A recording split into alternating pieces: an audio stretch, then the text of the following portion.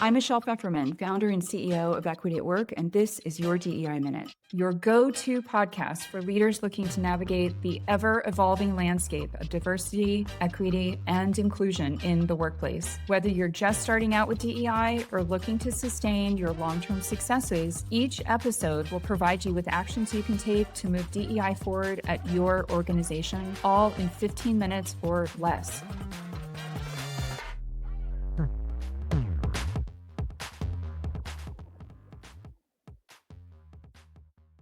Before we get started, I'm really excited to let you know that my new book, Do DEI Right, is now available. This is your guide to the Equity at Work maturity model, which shows leaders how to make DEI part of every day and drive great results. You can get your copy through the link in the show notes or wherever books are sold. In this episode, I'm going to spend some time taking you through the nuts and bolts of how to build a communications plan for your DEI work.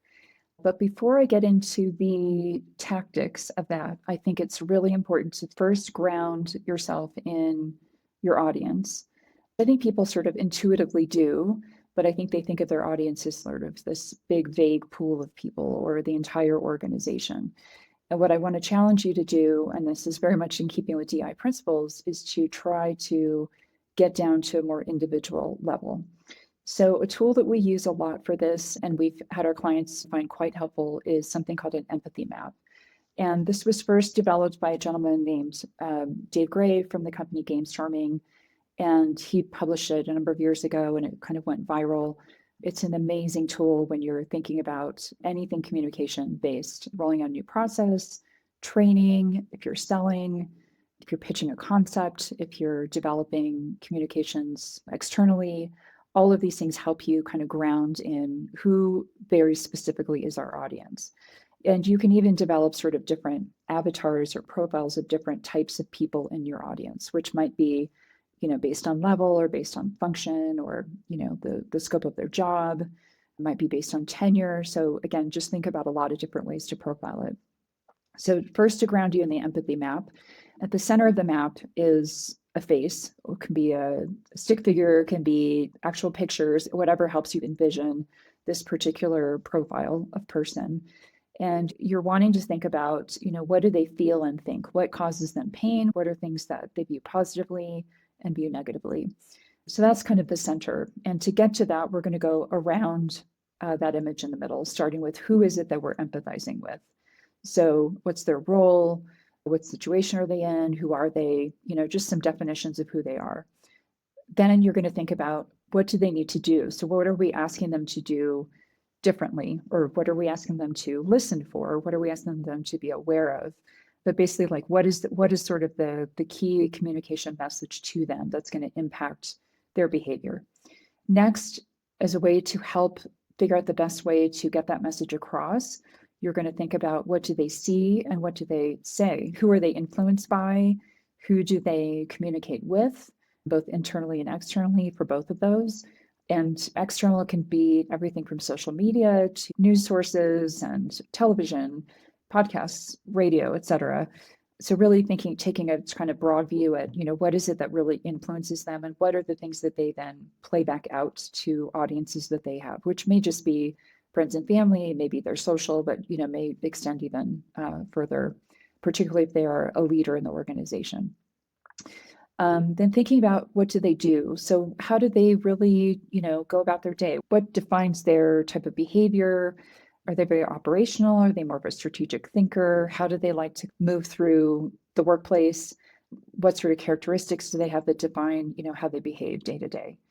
And then finally thinking about what do they hear? What are some other things they hear from colleagues that really are influential to them? What are some secondhand sources that they might use to get information about their job? Or maybe there's training materials, maybe there are existing, policy manuals and other things. What are they consuming from the people around them and the resources around them that really influence how they show up in the workplace? So that you don't necessarily need to go in great detail through all of those elements, but thinking about those kinds of questions will help you identify the audience that you're trying to communicate to. And again, if you're thinking about your whole organization or a very large division, trying to segment it in a couple different ways so that that you're able to think about what's in it for this person, what's going to be an impactful message for this kind of person in this type of role or whatever the dimension might be. That'll really set you up for great, effective communications. Second thing I want to talk about related to a communications plan is don't forget you need to plan to communicate over and over and over again. You will feel like a broken record, but studies have shown, until people hear things, 7, 10, 15 times, it tends to not sink in. So depending on the magnitude of the message you're trying to get out or the change you're trying to tee up, you may need to really feel like from your standpoint, you're way over communicating just to ensure the message gets across. You also want to be very clear, very specific, and leverage all of the channels that your audience uses to get their information. Then getting into the nuts and the bolts of the actual communication plan, we have a template that we use with clients. We've written a blog about this. So if you want to see it, you can go on our website and look for that in the blog section. But I'll take you through the key elements of that now. So the first step is, what is it that we're communicating about? What's happening? When is it happening? Why is it happening? What are the key elements that are driving the need for this communication? That's basically the scope of your communication. The second gets into a little bit on timing in terms of how urgent is it? So is this critical? Like, is it based on an emergency or an urgent event? Is it a priority, which means it's very time sensitive? Is it important, so it's part of core operations? Or is it something that's more, important to know or nice to have, or just something that's a little more playful, fun, social, but trying to sort of determine what the urgency is. This will help you figure out the tone to take. It will also help you figure out how quickly you need to get the message out and maybe how frequently it needs to be repeated or updated. Next, as you're developing the communication, you definitely want to think of, who needs to review this and approve this.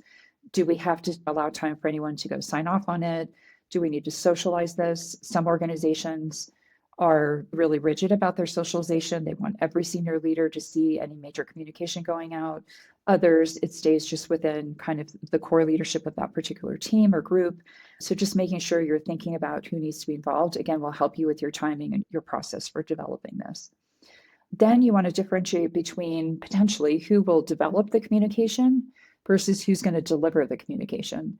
So you may have a communications team or an internal PR team or something of that nature, marketing team that can help craft the communication, do the writing, but they're not going to be the actual person who then delivers it, who gives the speech, who sends the email, who does the post. If you do have a team that is helping to craft it, that they're really making sure they put it in the voice of the person who is delivering the communication. Then you're going to think about, this kind of goes back to the original of what are we communicating about, sort of how broad is this, what's the scope, who will the communication go out to? You want to know who is the target audience, and then who else needs to be included as an FYI, or just to make sure they're aware, in the loop, et cetera, have awareness this communication has gone out. So again, it may help to go back to your empathy map and think about, okay, who influences the people within this profile, and make sure you're adding them into the communication as a CC or just as a heads up.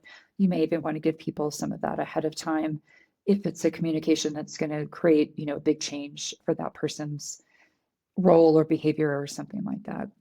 Next, we're getting into things around delivery. So how will the communication be delivered?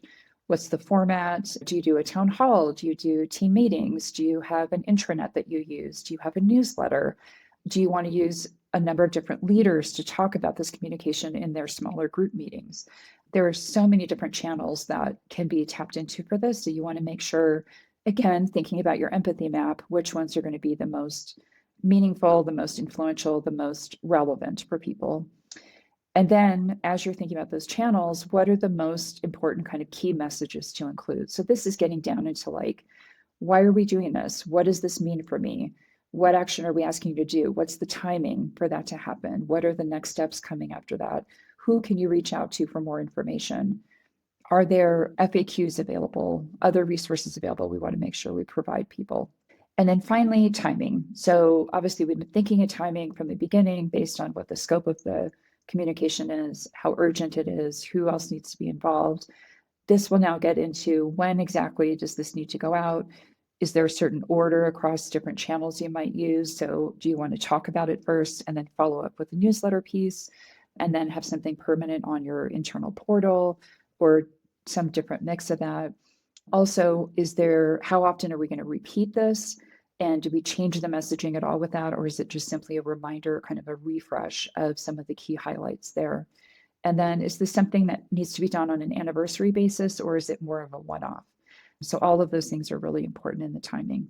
So again, as you are building your plan, you want to have this checklist in front of you, ground in the empathy map first, get really crystal clear in your messaging, think about what's in it for this particular audience, and make sure you're addressing that at the beginning, in the middle, at the end, and then reinforcing it through ongoing communications. Communications, I think, are one of the real backbones to the effectiveness of your DEI work, and something that we often forget about, or we do maybe once and then forget to do it again. And there's so much that would keep your DEI work on track and keep great momentum going if we kept this communication top of mind. So this checklist should be your friend, something you post in your office or have readily available on your desktop, just as a constant reminder of being really diligent about thinking through this whole approach and making sure that it becomes just part of the DNA of how you run your DEI programs. And if there's anything we can help with, as I said, we do have a number of resources on our website related to communication planning and execution. And of course, reach out anytime. We'd be happy to help you. And that's a wrap. I'm Michelle Bogan, and that's your DEI Minute for today.